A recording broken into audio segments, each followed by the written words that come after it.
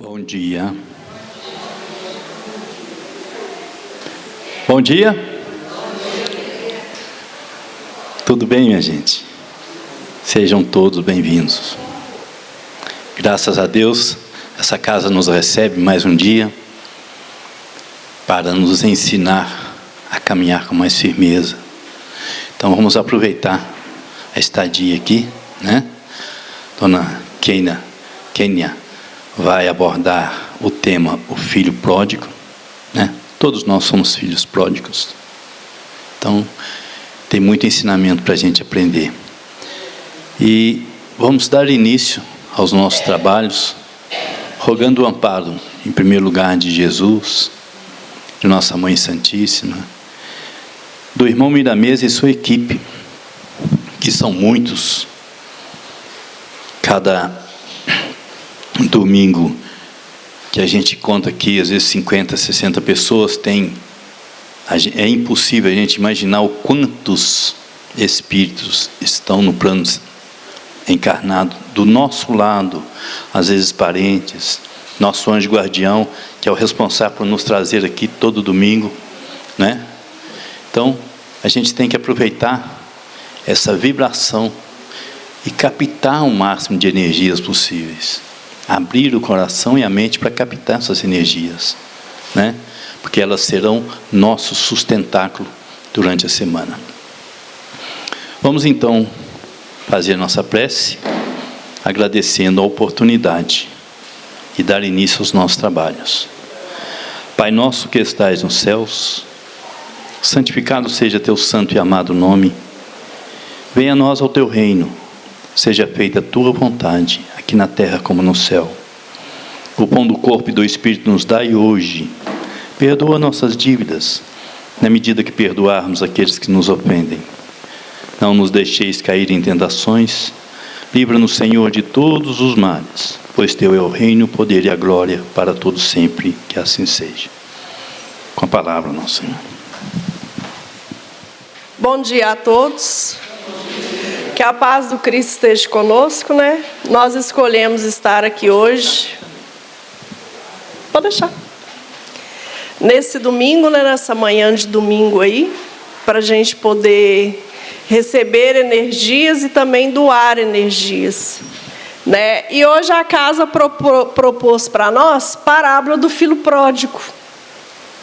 E mês que vem aí, né? É o mês dos pais.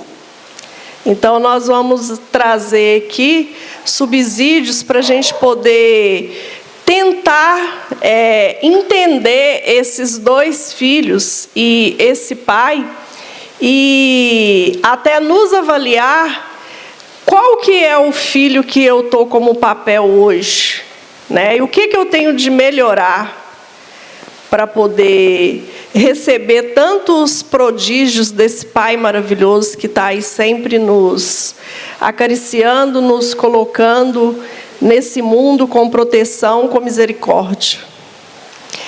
Então eu vou começar trazendo aí a vivência daquele povo da época do Cristo, dos judeus, né? Qual era o papel que eles representavam? Porque o Cristo, ele sempre contou parábolas usando o meio em que ele estava. Usando a natureza, usando raças, né, como os samaritanos, para a gente poder entender e ser tocado com as parábolas que ele contava naquela época para nós. Então aqui, lá no livro Consolador, as perguntas 262 e 263 e 267 que Chico faz para Emmanuel, nos traz o seguinte sobre o povo de Israel. Israel deve ser considerada como um símbolo de toda a humanidade terrestre, sob a égide sacrossanta do Cristo, né? Ele não deixa de falar, né, da missão do Cristo sobre aquele povo, sobre nós, sobre o planeta que ele construiu para nós. O povo de Israel deve merecer o respeito e o amor, pois eles tiveram a garra para cultivarem o monoteísmo. Essa é a herança daquele povo para nós. Porque de todo o planeta naquela época, com vida, o povo de Israel ele foi o único, né, que não se apegou a outros deuses. Ele foi o único que deixou essa herança para nós. O Velho Testamento deve ser considerado como a pedra angular ou como a fonte máter da revelação divina. Então, Emmanuel, ele nos chama a atenção aí de sempre irmos na nossa raiz. De sempre procurarmos resposta lá na nossa raiz, lá no Antigo Testamento. E Kardec, lá no Evangelho segundo o Espiritismo, introdução, o tópico 3º de notícias históricas, que é antes dele começar a falar quem eram os samaritanos, os publicanos, ele nos fala o seguinte: para bem se compreenderem algumas passagens dos evangelhos, necessário se faz conhecer o valor de muitas palavras nelas frequentemente empregadas e que caracterizam o estado dos costumes da sociedade. De quem? Da sociedade judia daquela época. Oi.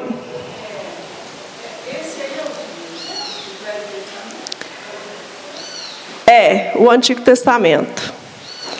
Né? Os judeus, o Antigo Testamento para eles é somente a Torá, que são os 5 livros. Né? E nós temos os outros livros aí, mas é a Torá que tem ali um vínculo para ele, onde eles seguem toda a lei de Deus. Né? Então, a própria espiritualidade nos fala da nossa dependência, vamos colocar aí entre aspas, da nossa necessidade de voltarmos lá no Antigo Testamento para poder entender. Né? E Kardec, no Evangelho segundo o Espiritismo, quando aí ele trata de todo o Evangelho do Cristo, ele nos coloca aí falando, tem de ir lá no Antigo Testamento, para a gente poder entender o porquê de certas coisas que aquele povo agia daquele jeito. Porque a doutrina espírita, ela não vem desvendar aquilo que a gente não consegue entender. Então, aquele povo, recebendo a lei divina, eles estavam ali cumprindo a lei, mas sem nada introduzido para poder falar para eles como Cristo veio e falou, falta amor aí, a lei está correta. E o próprio Cristo disse isso: eu não vim destruir a lei, eu vim completá-la. Então, a doutrina, a espiritualidade, ela nos convida, a entender o Antigo Testamento, para muitas vezes nós nos entendermos aqui nesse mundo de provas e expiações. Porque eu, como vim do catolicismo, até então, o filho correto para mim era o filho que ficou em casa. E a doutrina espírita, ela já nos coloca já numa outra posição. E aí nós vamos ver aqui que outra posição, eu estou abrindo aqui com Emmanuel, também vou fechar com Emmanuel, que outra posição nós temos de mudar, são conceitos. E o século XXI hoje adora um conceito. Então, nós temos de ir nesses conceitos para a gente poder ter esse entendimento. O Cristo, lá no livro Boa Nova, na lição 2, Jesus e o Precursor, como eu já usei as palavras dele aqui, né? Eu não vim destruir a lei, mas eu vim completá-la. Ele deu esse exemplo aqui para nós, quando o irmão X traz para nós nessa lição. Ali ele vendo Maria preocupada com as atitudes dele em chegar, se aproximar, acolher, e ele ainda sendo criança, né, juntamente João Batista também tinha as mesmas atitudes, e ali Maria e Isabel conversando. Ele deixa a conversa correr e chega um determinado momento que ele se aproxima de Maria e fala isso daqui para ela. Mãe, toda preparação útil e generosa no mundo é preciosa. Entretanto, eu já estou com Deus. Meu Pai, porém, deseja de nós toda a exemplificação que seja boa, e eu escolherei desse modo a melhor escola, que é o quê? O lar. E ele entra para dentro de casa e pede José para poder lhe ensinar o ofício de carpinteiro. Porque qual que era a maior honra para um pai naquela época do Cristo? Era o filho seguir a sua profissão. Era o filho trabalhar juntamente com o pai. E ele nos exemplifica isso muito bem, sem precisar de aprender aquela profissão. Ele vai até José e pede a ele para poder ensinar. E é por isso aqui que esse foco é muito grande, ó. A melhor escola, qual que é? O lar. Né? Porque ele não precisava disso. Ele se fez humilde, ele se rebaixou e elevou o seu pai, pedindo a ele que o ensinasse. Então nós temos aí o próprio Cristo valorizando o quê? A sociedade daquela época. O que é o Antigo Testamento, né? Para nós aqui católicos, logo após o Pentateuco de Moisés, que são 5 livros, né? Ali que fala da criação, ele começa com a criação e termina com o falecimento de José do Egito. Ele nos traz 17 livros de narrativas, né, que são contando histórias do povo, com leis e tudo mais. Depois ele vem com 5 livros poéticos e sapienciais. O que são esses livros? São livros que trazem conselhos, né, dos patriarcas daquela época. Nos coloca dentro de conversando com os patriarcas daquela época, pessoas bem mais velhas, narrando poeticamente toda a vivência daquele povo. Então nós temos 5 livros em que nós conseguimos encontrar isto. Logo depois, nós encontramos 17 livros de escritos proféticos, que começa com Isaías, né, que é o maior profeta, que chegou aí a 99% ou 100% de precisão de como o Cristo viria a esse mundo. Então, o Antigo Testamento, ele é isso aí para nós. Aí, como eu mexo com números, eu raciocinei nesses números aqui. Eu coloquei os primeiros 17 livros de narrativo com a nossa criação, aonde nós aprendemos com o povo daquela época, contando sobre a nossa criação, tudo que aquele povo passou, que a nossa referência são eles. E os 5 livros sapienciais e poéticos, eu joguei no livre-arbítrio, que a doutrina espírita tanto fala aí para nós, né? Eu vou escolher. O que eu vou escolher? Diante desses conselhos, dessa vivência desses patriarcas lá, né, de Israel. E os 17 livros proféticos, eu coloquei ele lá na nossa vida futura.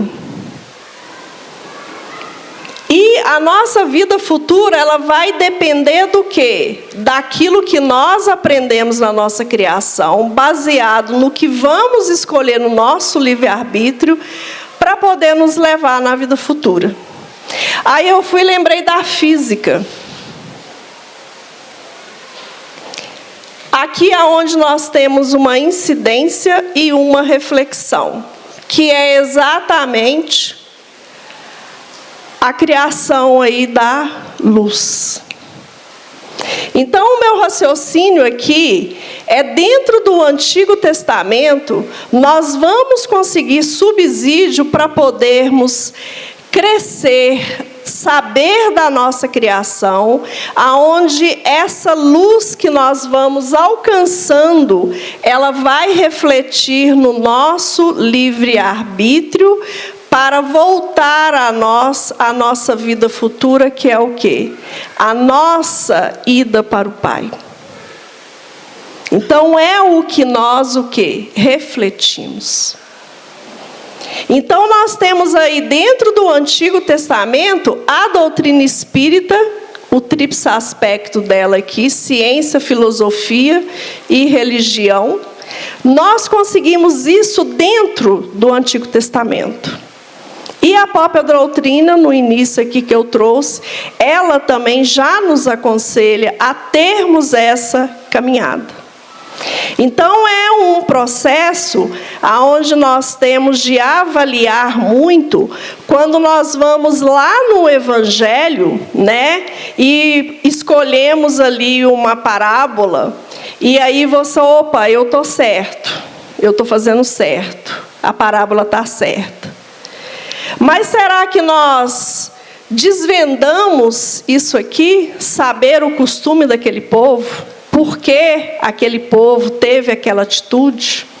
E por que não teve outra, baseando na criação que você tem agora, nessa vida agora, nessa reencarnação nossa agora?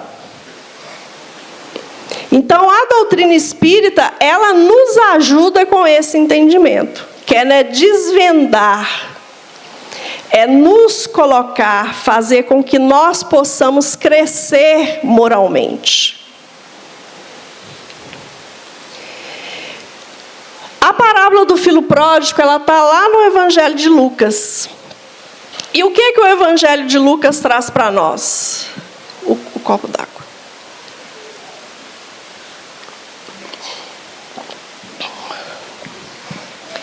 O capítulo 15 do Evangelho de Lucas, ele trata da parábola da ovelha perdida, da dracma perdida e a parábola do filho pródigo. Então, Jesus, ele coloca essas 3 parábolas, todas com foco onde? Nos pecadores arrependidos. No pecado. Então, ele pegou aquele momento com pessoas e contou essas parábolas, aonde a última foi a do filho pródigo. Então, a gente pode olhar aqui, que primeiro, ele usou um animal, que era um animal de valor, né? Que ali dava o sustento para a família, né? Os pastores. Logo em seguida, ele colocou o dinheiro, a parte financeira. Uma dracma naquela época era um dia de trabalho da população. E depois ele vai e coloca a família, para poder explicar, para poder colocar, narrar, né? O que é o pecado, o que é o arrependimento, como se arrepender, o que nós fazemos, né, para a gente não perder aquilo que nos sustenta, o nosso dia de trabalho e a família. Então, o cenário dele era o quê? Aproximaram-se de Jesus os publicanos, os pecadores para ouvi-lo. Os fariseus e os escribas murmuravam: este homem recebe e come com pessoas de má vida. Então, os pecadores aí é o quê? Aquelas pessoas de má vida. Aquelas pessoas que todo mundo já sabia que fazia o tal do quê? Cometia o tal do quê? O tal do pecado. Então, o primeiro conceito que eu trouxe, o que é pródigo? Isso aqui é no nosso dicionário, tá? É no nosso dicionário. Eu não usei o dicionário espírita, que é o Espiritismo de A a Z. O que dissipa seus bens, que gasta mais do que o necessário. Gastador, esbanjador, perdulário. Então, aí é o filho mais novo. Esse conceito aí, ele se encaixa todo no filho mais novo. Que é generoso ao dar, liberal, magnânimo, que produz em abundância, fértil, fecundo. Aqui a gente tem o pai como pródigo. É aquele que dá, aquele que trabalha, que produz. Então, nós temos aí não somente um personagem pródigo. E Emmanuel, ele explica muito bem isso nas suas lições, aonde ele coloca o filho e o pai como pródigo. Quem eram os publicanos? Eram assim chamados na antiga Roma os cavaleiros arredentários das taxas públicas. Lembram de Zaqueu, que ele era publicano? Então, esse aqui era o publicano. Ele era cobrador de impostos. Os fariseus. Os fariseus eram pessoas, uma comunidade, aonde eles colocaram, a lei de Deus como o quê? Dogma. Tudo deles era a partir do dogma. Eles estudavam a lei, sabiam as leis, mas eles se baseavam o quê? No físico. Qual a minha atitude física que eu tenho que fazer para receber o perdão de Deus? É o ritual. Eu tenho que ajoelhar, adorar. Então, esses eram os fariseus. E os escribas? Nome dado ao princípio aos secretários dos reis de Judá. E logo depois, eles passaram a ser os interpretadores da lei para o povo. Então, eu coloquei aqui que eu tirei isso do Evangelho segundo o Espiritismo, que é logo depois daquele primeiro conceito que eu trouxe, porque Kardec, a narrativa dele sobre esses conceitos, ela é enorme, é uma narrativa realmente histórica. Então, eu trouxe aqui o que eu achei conveniente para a gente poder ter um entendimento aqui hoje, nesse domingo. Então, esse aqui era o cenário do Cristo. E ele usou aquelas 3 parábolas. Oi? E além daqueles 3, não, Kardec ele não define povo, não. Ele define os fariseus, os escribas, os publicanos, os samaritanos e outros conceitos que ele coloca para baixo. Você tem o Evangelho? Na internet a gente consegue, para quem ainda não tem o Evangelho, e tem também na biblioteca lá com a Fátima para poder comprar.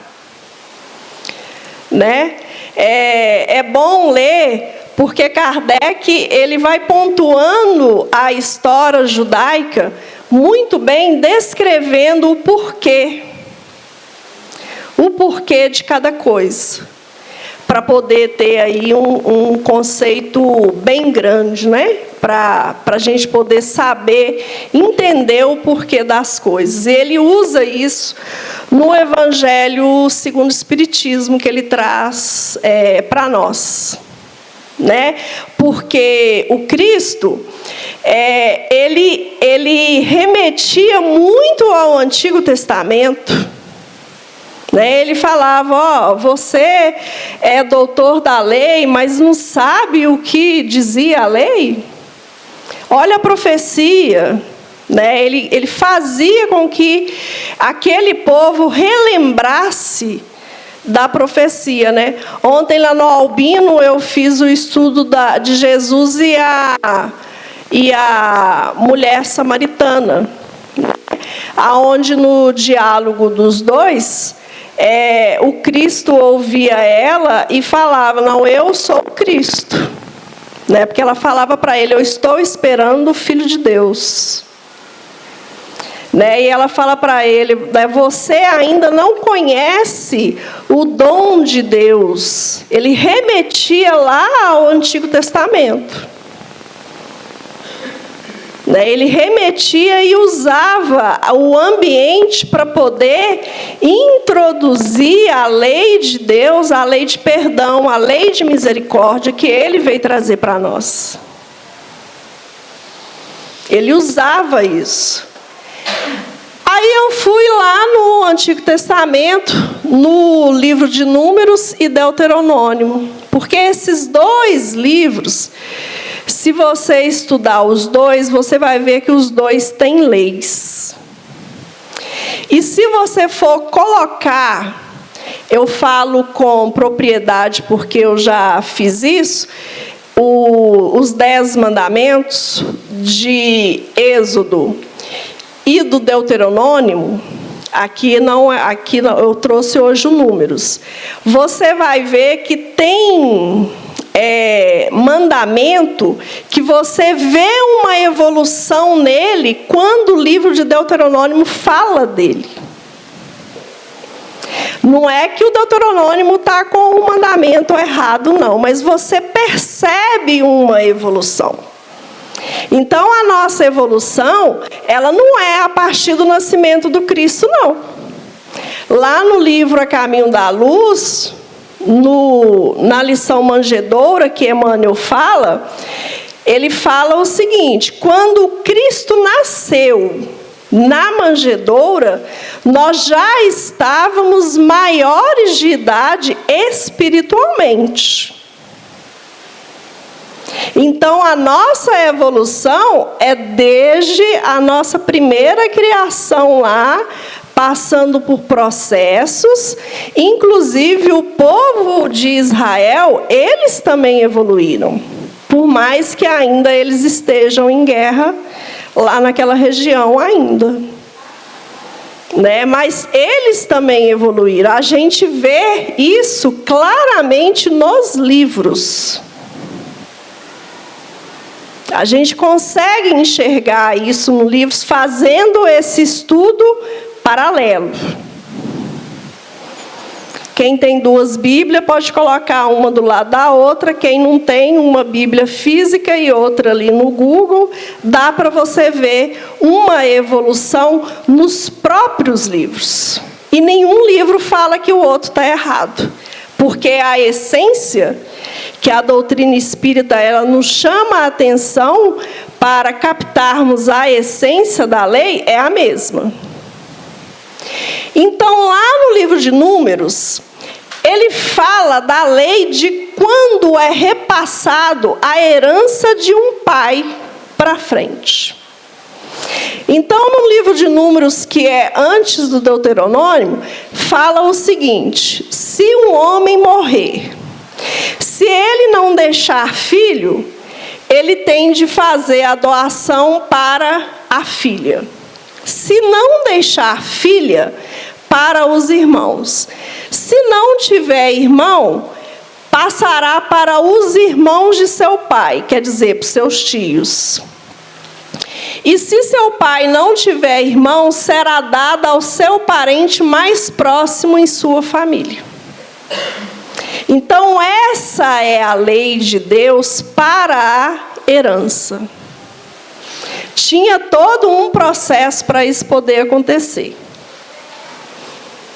No livro Deuteronômio, fala o seguinte: se um homem tiver duas mulheres, uma que ama e outra que desdenha, e lhe tiverem dados filhos, e aí ele vai e propõe a seguinte temática: se a esposa amada não deu a ele o filho primogênito, e sim a que ele desdenha, ele é obrigado a reconhecer o filho primogênito da que ele desdenha para poder passar a herança para ele. Então, era uma lei, o quê? Rigorosa. E o povo, entre aspas, né, eles seguiam isso. Entre aspas, eles seguiam isso. Essa lei aqui, juntamente com a lei do filho que não respeita os pais, o julgamento é pena de morte.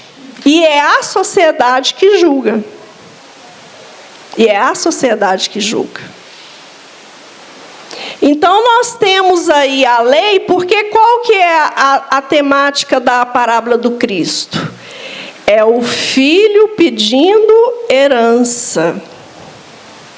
E o que isso tem a ver com pecado? Aqui na lei, ó, ele transgrediu a lei. Ele pecou contra a lei de Deus. Então, ele pecou contra a lei. E aí nós temos o quê? 2 filhos, que para mim até então e até para muitos ainda, o filho correto, o filho bonzinho, o filho que honra o pai é quem? Quem fica em casa. Disse também: um homem tinha 2 filhos. O mais moço disse a seu pai: meu pai, dá-me a parte da herança que me toca. O pai, então, repartiu entre eles os haveres. Poucos dias depois, ajuntando tudo o que lhe pertencia, partiu o filho mais moço para um país distante. E lá dissipou a sua fortuna, vivendo dissolutamente.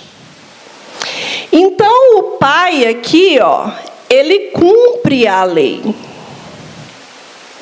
Foi o filho mais novo que pediu a herança com o pai ainda em vida.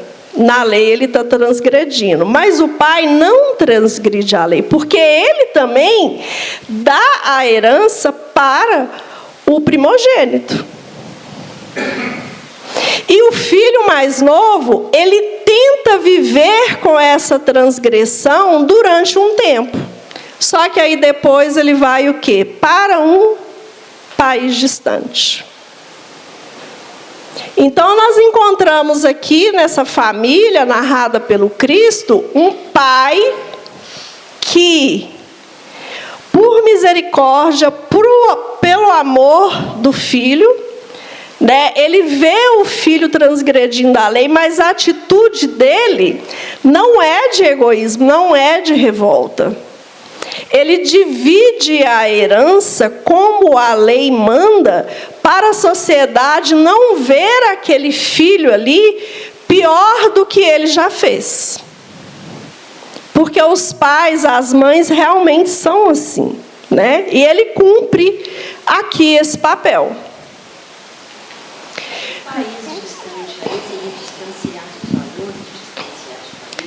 Isso, espiritualmente sim. E ele foi também para outra região, né? Porque nós vamos narrar aqui agora, o que acontece lá naquela região é totalmente diferente do que acontece dentro da casa dele.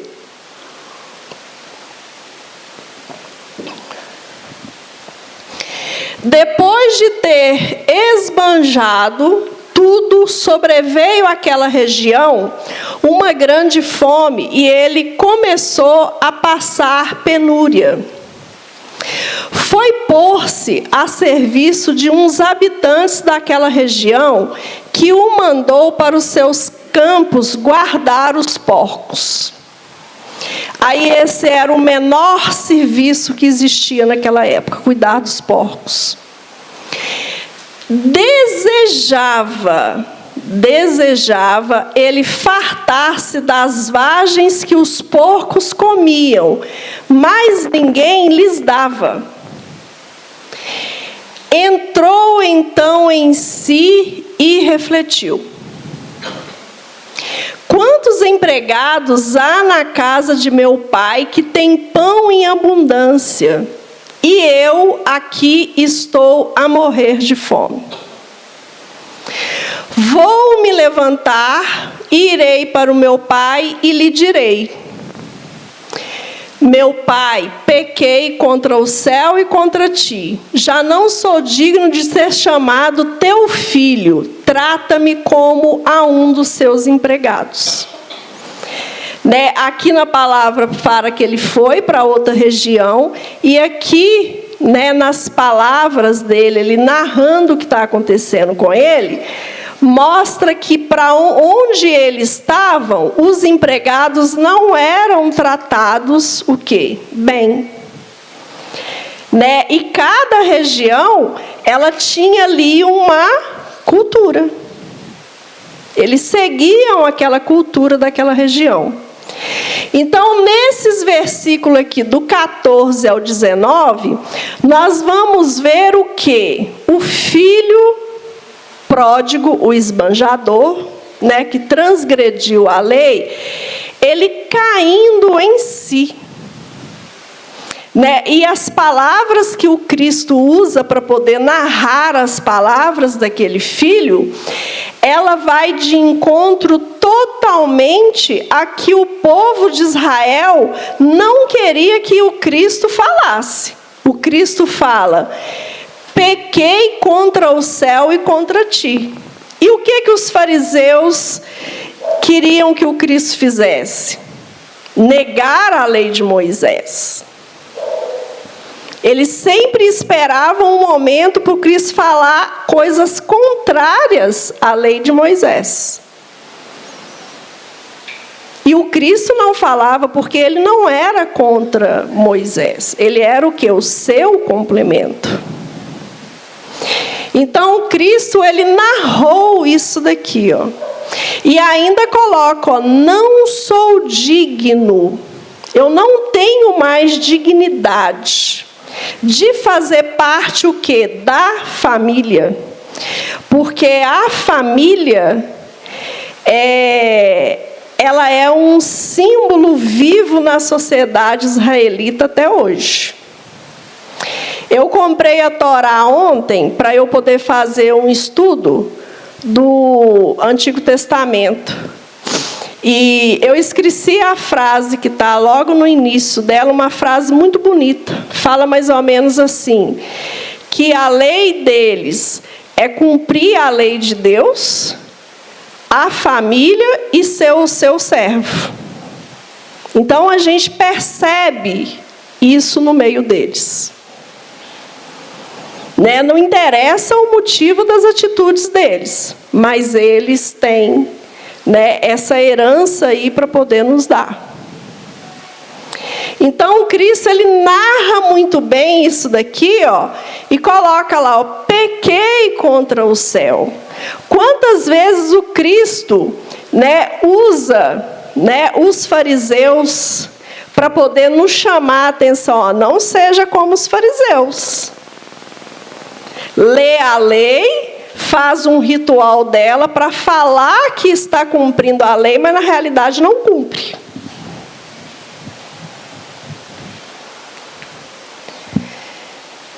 Eu coloquei essa parte da parábola dentro do Código Penal da Vida Futura. Porque nós vamos ver aqui, ó, fases que o filho passa, o desejo, a reflexão, a atitude de voltar à casa do pai. E lá no livro Céu e Inferno, nós temos o Código Penal da Vida Futura, aonde a espiritualidade coloca para nós através de Kardec. E a atitude do filho é essa daqui, ó: arrependimento, expiação e reparação. Eu só trouxe o Código 16, mas o Código 17, ele vai explicar o arrependimento, a expiação e a reparação. Leitura aí no domingo, né? Para a gente poder ter. Então, o filho, ele começa a ter essas atitudes. E um ponto do filho, né?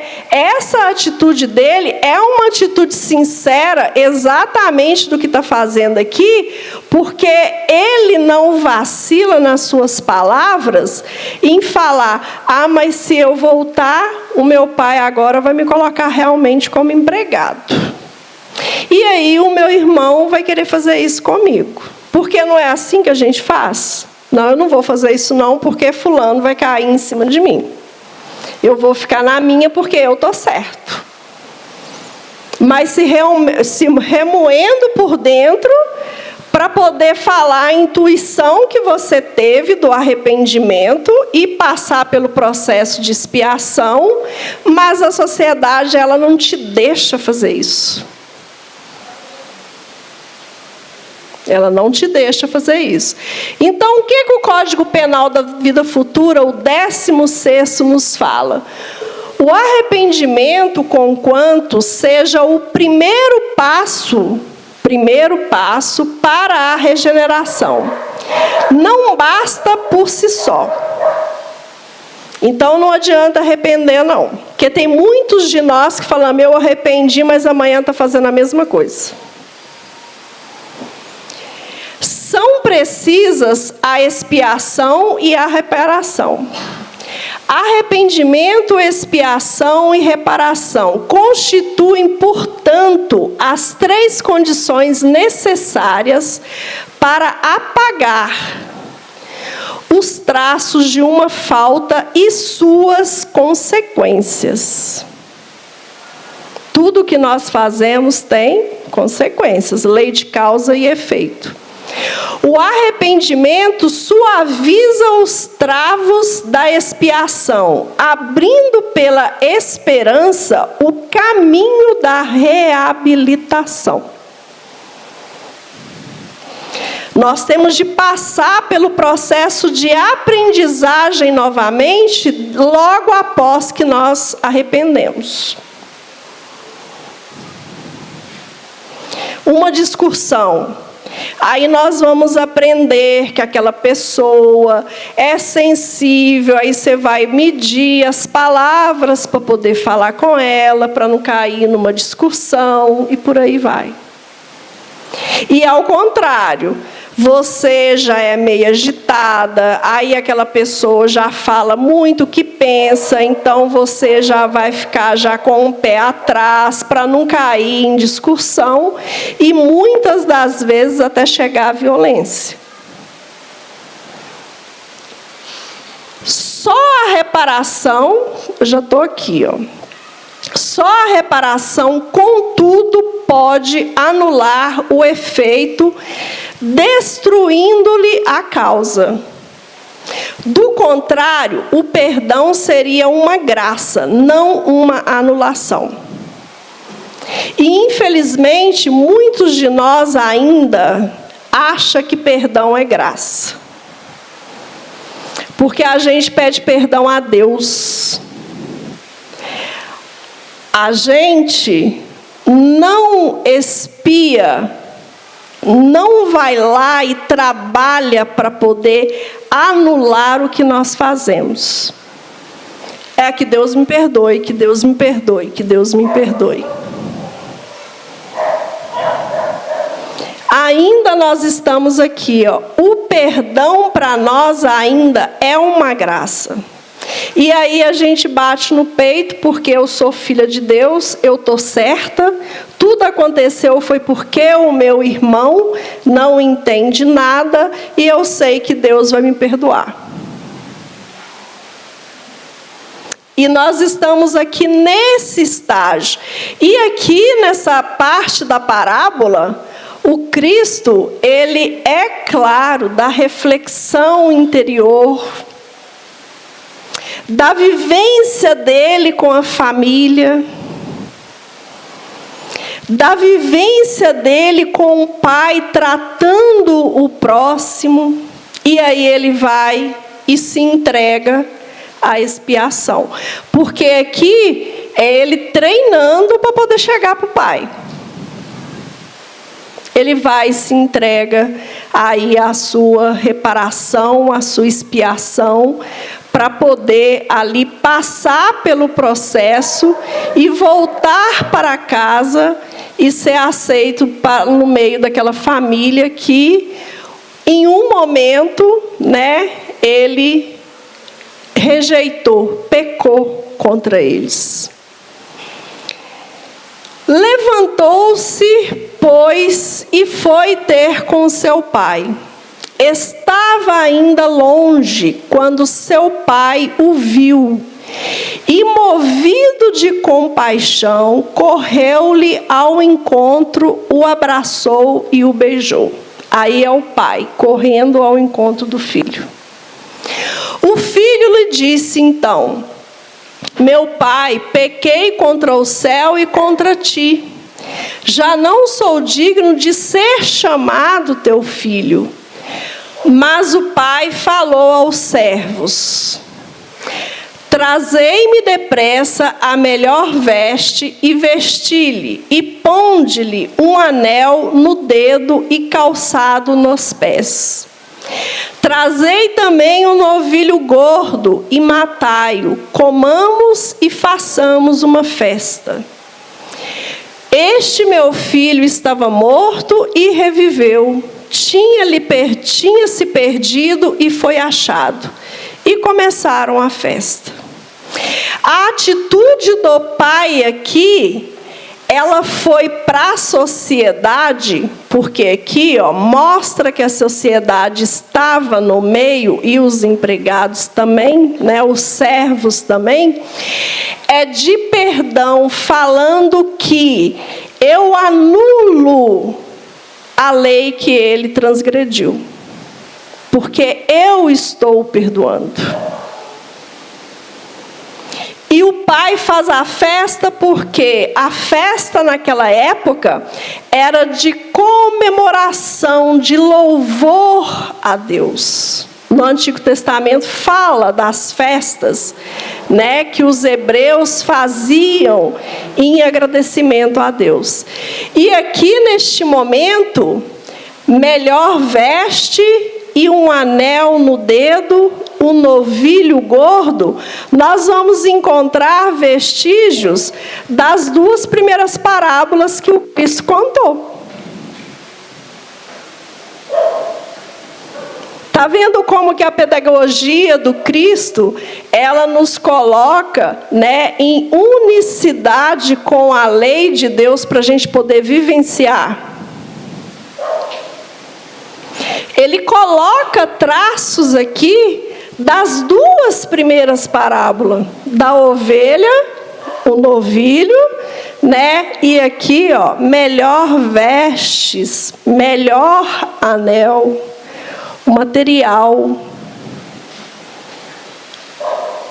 Ele coloca esses traços aqui dentro com um entendimento para poder colocar no coração de cada um que estava ali naquele momento, né, a essência da parábola, a essência dela. Eu lembrei de uma coisa que agora, eu só não lembro o nome do personagem, mas é lá no livro Memórias de Suicida. A Ivone fala de uma das crianças que foi até o Cristo e falou: que o Cristo falou, deixai as crianças virem até a mim. E essa criança, ela fala o que acontecia quando o Cristo contava as parábolas, porque ele participou de muitas parábolas do Cristo, ele ouviu muitas parábolas. Diz ele que o Cristo, o coração que ele conseguia tocar, o Cristo fazia com que abrisse um telão na frente dos olhos e ia passando todas as cenas exatamente como Cristo contava. Ele trabalha em uma faculdade no Vale dos Suicidas para poder nos ajudar a formar a virmos aqui para a nossa expiação. Eu só esqueci o nome da personagem do livro. Então, as parábolas do Cristo, ela é muito forte. Mas nós precisamos do entendimento daquele povo lá que participou de todo esse contexto. De saber, entender o porquê das atitudes, por que ele usou fulano, por que ele usou a árvore, por que ele usou a ovelha, por que ele usou a dracma, por que ele usou a família, por que ele usou o samaritano. Aí nós precisamos desse contexto.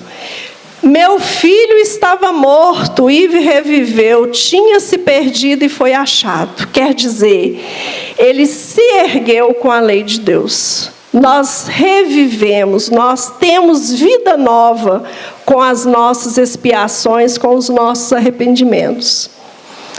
O filho mais velho estava no campo.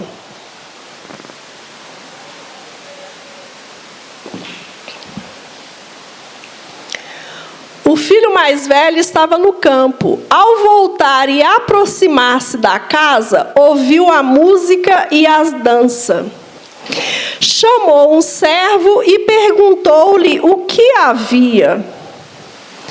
Ele lhe explicou: voltou teu irmão, e teu pai mandou matar o novilho gordo, porque o reencontrou são e salvo. Encolarizou-se ele e não queria entrar, mas seu pai saiu e insistiu com ele. Ele então respondeu ao pai: há tantos anos que te sirvo sem jamais transgredir ordem alguma tua, e nunca me destes um cabrito para festejar com os meus amigos. E agora que voltou este teu filho, que gastou os teus bens com as meretrizes, logo lhe mandastes matar um novilho gordo.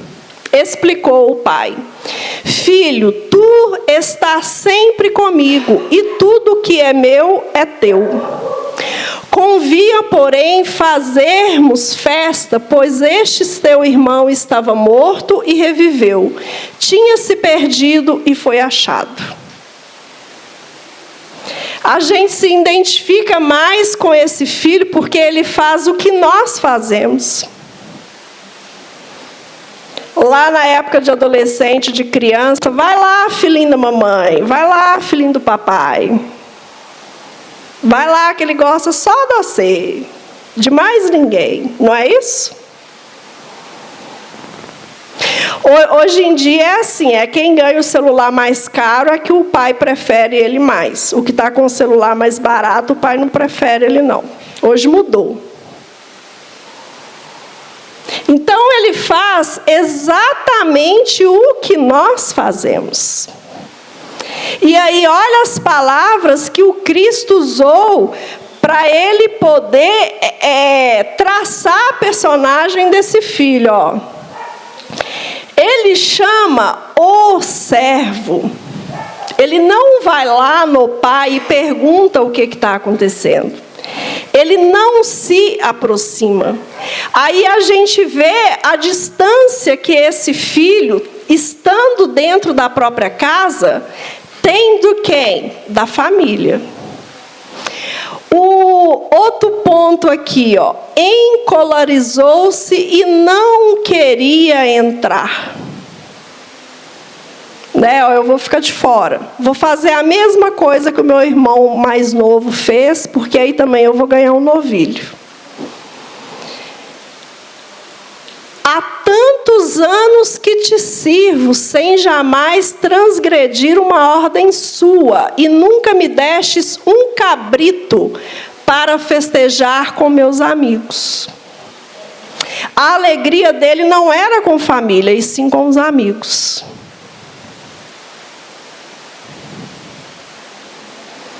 Então, como que esse filho, dentro da própria casa, ele não estava transgredindo a lei? É estar numa família com 12 pessoas e, ao mesmo tempo, ser sozinho, porque você não se conecta. E, infelizmente, hoje, no século 21, tem muitas famílias desse jeito, né? A casa é enorme, a família grande, 2, 3 filhos, ou às vezes cada um com uma televisão no quarto. E aí um manda mensagem para o outro, na mesma casa, no mesmo andar, porque é mais gostoso conversar entre mensagens do que pessoalmente. Aí o Cristo retrata isso aqui para nós, ó. É por isso que a Bíblia, ela é atual. Ela nunca vai ser uma coisa velha. Não tem nada de velho nela. Aí nós temos de ter o quê? Interpretação. A doutrina espírita já nos dá uma dica. A casa espírita já nos dá curso para poder nos ajudar a interpretar. Até aquele que não teve oportunidade de estudar, ele com um curso, ele consegue fazer essa interpretação. Porque a lei de Deus, ela está aqui, ó.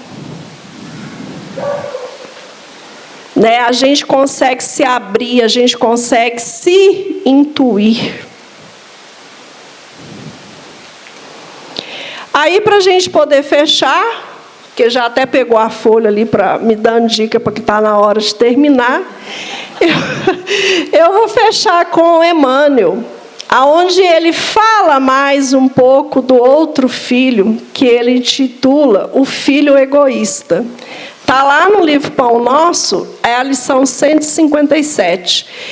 Ele comenta, e eu trouxe somente esses 2 trechos aqui, ó, ele comenta o versículo 29. Mas respondendo ele, disse ao seu pai: eis que te sirvo há tantos anos, sem jamais transgredir um mandamento teu, e nunca me deste um cabrito para alegrar-me com meus amigos. O que Emmanuel nos traz desse filho? Que eu julguei conveniente, mas a lição ela é grande, dá para poder ler ela em casa.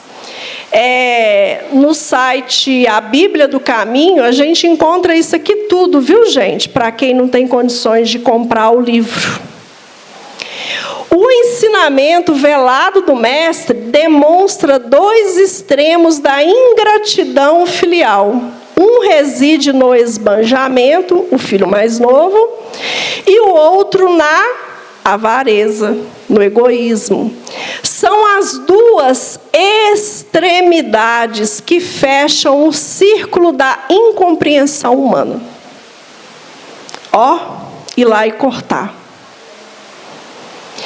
Lendo a parábola com atenção, ignoramos qual dos filhos é o mais infortunado, se o pródigo, se o egoísta. Mas atrevemo-nos a crer na imensa infelicidade do segundo, porque o primeiro já possuía a bênção do remorso em seu favor. Emmanuel fala, é sempre o segundo que é o infortunado, porque o primeiro, ele estava debaixo das bênçãos do Pai, do amor diário do Pai, da misericórdia diária do Pai. E a gente sempre coloca ali, né, contras o segundo que abandonou. Agora, quantos de nós abandonamos pais né, para nos colocarmos 100% na nossa família e esquecemos desse encontro aqui, ó, do Pai, que Ele também já deixou várias coisas de lado para poder nos atender, nos abençoar, nos dar misericórdia, amor e atenção. Nós temos de ficar atento a isso, porque nós somos mais o primeiro filho dentro de casa e, às vezes, até com a família visitando pais e mães toda semana. E nós esquecemos da verdadeira essência, que é do acolhimento. O acolhimento diário, de procurar o pai e a mãe, né? E relembrar a eles tudo aquilo que eles nos deram. Eu agradeço a todos pela paciência aí e à casa pelo convite.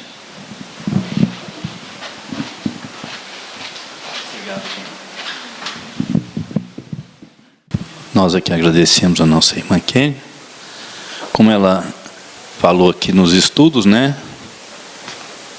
Que já temos o nosso convite, o estudo para tarefeiros iniciantes. Então, quem quiser adentrar-se aos estudos dos tarefeiros, é só fazer a inscrição aqui na recepção, tá? Será toda segunda-feira. Então, disponível a todos. Um lembrete aqui a todos. Todas as reuniões aqui são gravadas e vão para o YouTube um dia após a reunião. Então, quem quiser aproveitar, né, uma rogativa que eu faço, assistir, compartilhar, curtir, certo? E aproveitar os estudos para tirar alguma dúvida de alguma coisa que ficou para trás, né? Então, tá aí. Tem aqui que estamos precisando de malhas para os enxovais dos bebês, né? Tem orientação aqui na portaria para o culto cristão no lar, para aquele que quer iniciar o culto cristão no lar. E os nossos estudos de sempre, né?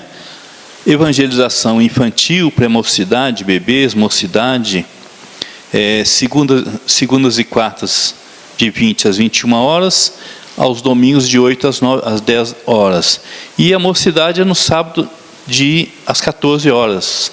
Temos o estudo sistemático da doutrina espírita, que é feito ao sábado às 17 horas. E temos o Evangelho, o Livro dos Espíritos e Obras de André Luiz, às sextas, 19h45. São estudos abertos, tá? A todos que quiserem participar.